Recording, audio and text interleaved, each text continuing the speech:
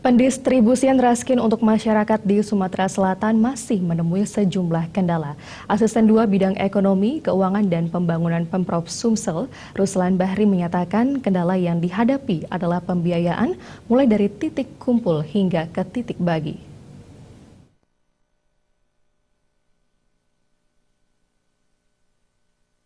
Pendistribusian raskin untuk masyarakat di Sumatera Selatan masih menemui sejumlah kendala.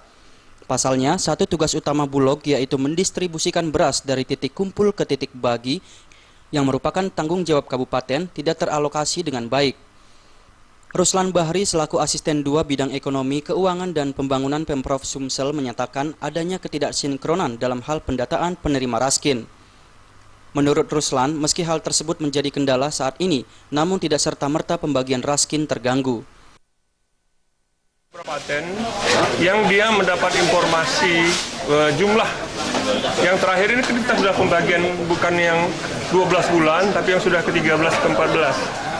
Sehingga kadang-kadang seperti tadi salah satunya di Banyuasin itu ada salah satu kecamatan yang mereka susah mendistribusikan karena ongkos yang dari titik bagi ke titik kumpul itu yang tidak teralokasi.